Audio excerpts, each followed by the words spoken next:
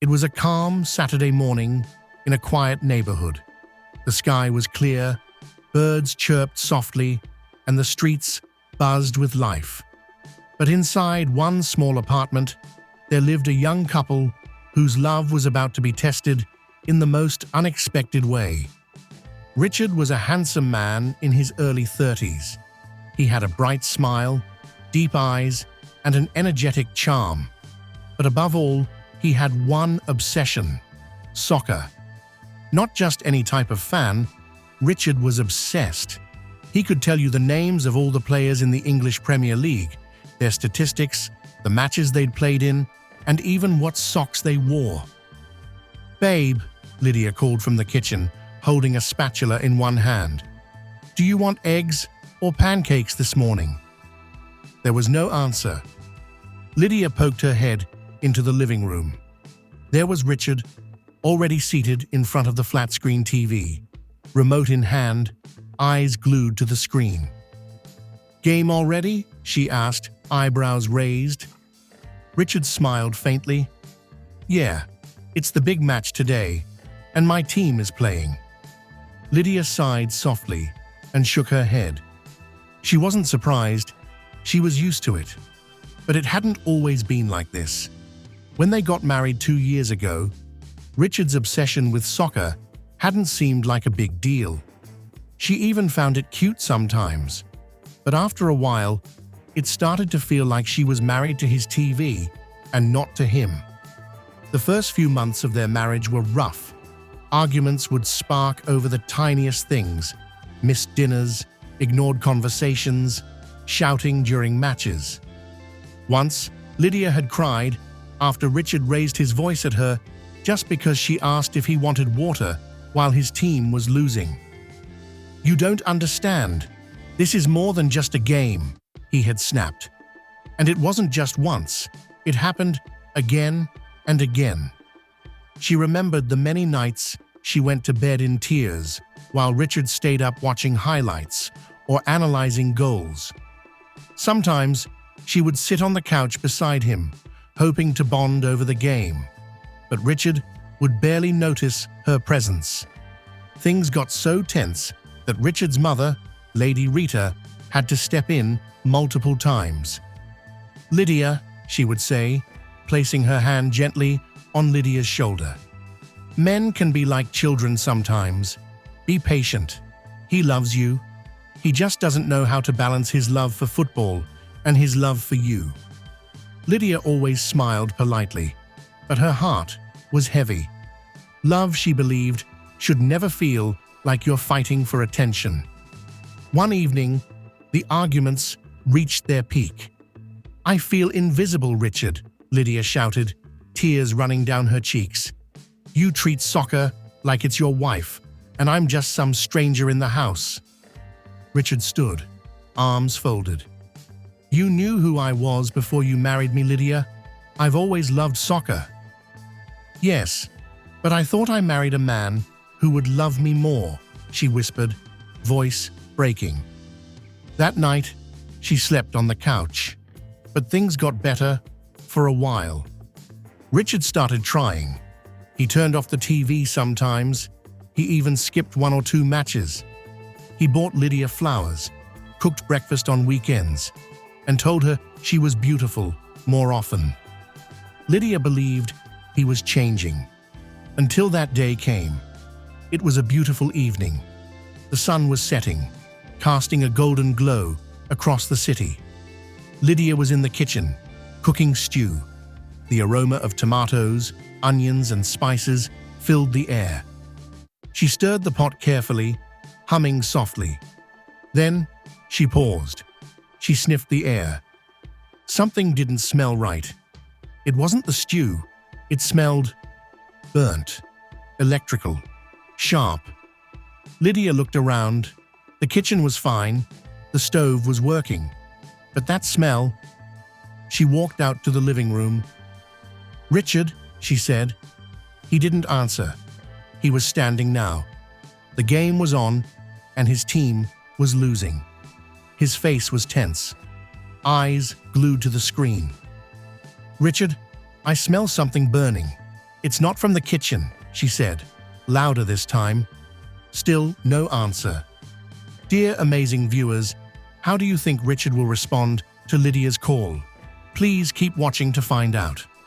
Before I continue, I would like to ask you to kindly subscribe to my channel. If you haven't subscribed yet, please click on the subscribe button. Much appreciation. And if you are a returning subscriber, welcome back and thank you so much. Now, back to the story. Lydia's heart started racing. "Richard!" she shouted. "What?" he barked. She flinched. "I said I smell something burning. It might be the wiring or something." "Can't you see the match is at a critical point? Just give me 1 minute," he snapped. Lydia stared at him in disbelief. "You care more about your team than our lives?" But Richard wasn't listening. Lydia stormed off and came back again, this time visibly worried. "Richard, it's getting stronger. We have to check." Richard turned, eyes blazing with frustration. At that moment, the opposing team was about to score. His heart was pounding, adrenaline rushing. "Move!" he shouted, trying to get past her and back to the screen. He reached out and pushed her without thinking. But Lydia wasn't standing firmly. She stumbled backward, toward the open balcony door. Everything happened in slow motion.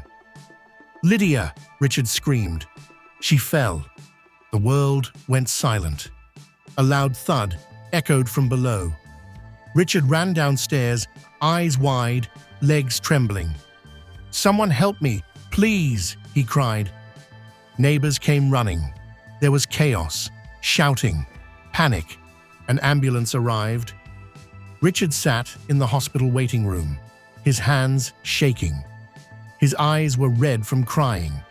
His shirt was stained with Lydia's blood. I didn't mean to, he kept repeating to himself. Lady Rita arrived moments later.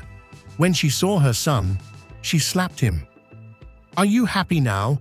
I warned you, Richard. I warned you. That girl loves you more than life itself." "I didn't mean to hurt her, Mama. I swear. I just lost control. I didn't know she was that close to the edge." Doctors came out hours later. "She's alive," the doctor said, "but she's in critical condition. She has a fractured rib, dislocated shoulder, and head injury. We'll keep her under observation." Richard collapsed to the floor, in tears. He didn't eat for days. He sat by Lydia's bedside, holding her hand, begging, "Please come back to me. I'm sorry.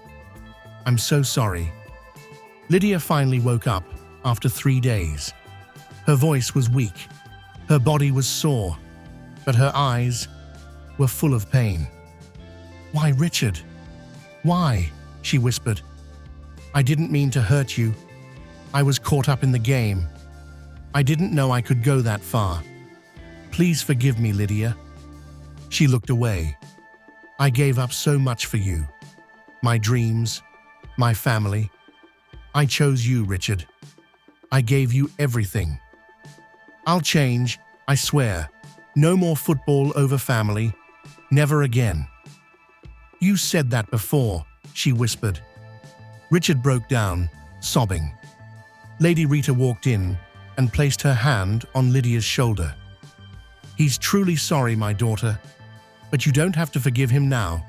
Take your time. Your healing matters." Lydia stayed in the hospital for 2 more weeks. Richard never left her side. He helped the nurses clean her wounds. He helped feed her when her hands were too weak to lift a spoon. Sometimes, Lydia would open her eyes in the middle of the night and find Richard sitting quietly in the corner, watching her, eyes filled with guilt. One night, Lydia finally spoke.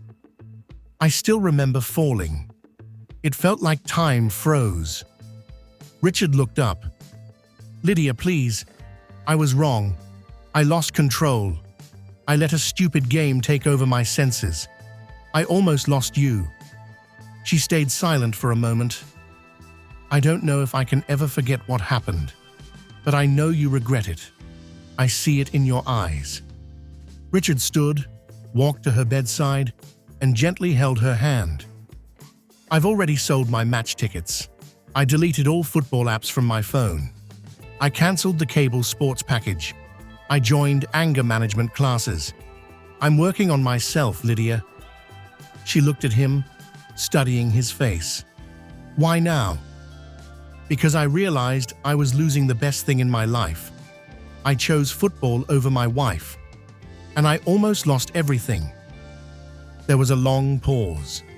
Then Lydia whispered, "Let's go home. When I'm strong enough, I want to try again." Tears rolled down Richard's face as he knelt beside her. "Thank you, Lydia. Thank you for giving me another chance."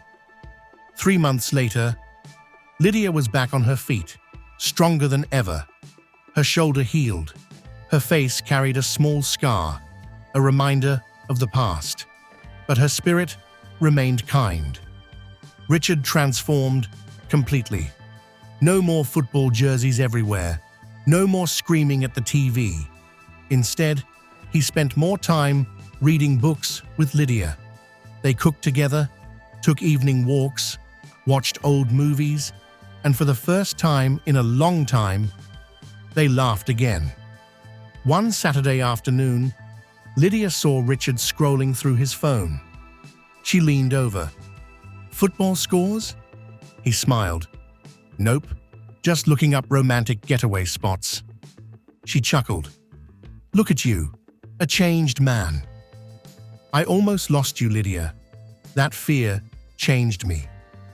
They sat together on the balcony, this time side by side, safely, hands intertwined.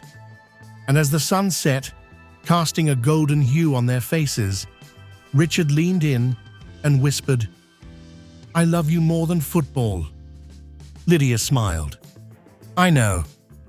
Before you watch the next video, kindly subscribe to my channel if you haven't subscribed yet. Please click on the subscribe button and like this video. Be a part of my channel's growth by clicking on the next video on the screen, and drop a comment to let me know what you think about the story. Thank you for watching. Much appreciation. Thank you for watching. Much appreciation.